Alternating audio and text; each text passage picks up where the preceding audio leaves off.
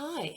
So, when we talk about company culture, and especially managing or creating company culture, it's become quite common to point to communication, hiring and firing, defining your values, perhaps some training and development, and probably some workplace policies such as holiday or parental leave.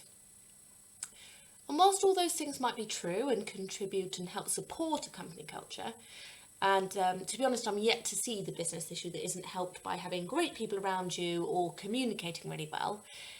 None of this stuff is necessarily that different from everyone else, or at least from the direction of travel that we hope everyone else is taking.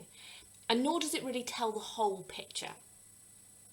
Properly worked out, generous staff policies, these support company culture and they'll erode it if they're missing, but they don't define it. So what's missing? Your company culture is the direct product of the way that you work on your primary task. I'm not saying the other stuff isn't important. It absolutely is important. And you need those things in place as well.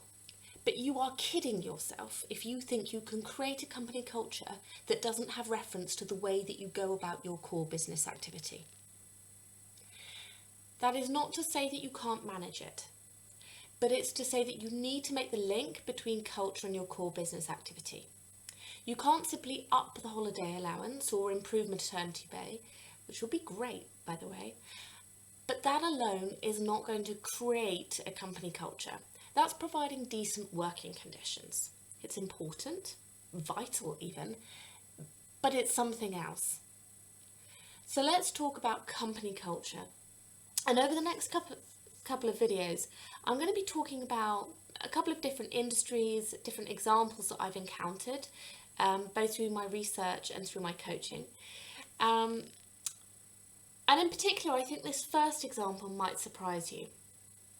So an industry that stands out for being profoundly psychologically safe, and by that I mean an industry that really promotes questioning, that gives people the space to reflect, and from the bottom of the hierarchy to ask questions of those at the top, who will listen patiently and curiously, that has space for doubt and challenge. That industry is the nuclear industry. It's a real standout in my coaching experience. Why? Well, if you don't have a culture of psychological safety that promotes questioning, that allows room for doubt, then you can't have physical safety. You get Chernobyl. Now, on the other hand, the industry does also tend to be profoundly conservative. And that's because if you're managing really big risks, you tend to let other people pursue what's experimental or progressive until it's been thoroughly tested and become mainstream, and then you might adopt it into your own working practices. So if you're looking on the one hand for some real intellectual openness, great. For the most socially progressive industry to work in, perhaps not.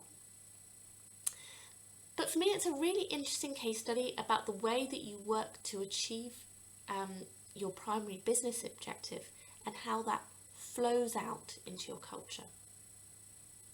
I'm going to have some more of these coming up over the next couple of weeks. So let me know what you think, and if you've your own suggestions and case studies, let me know.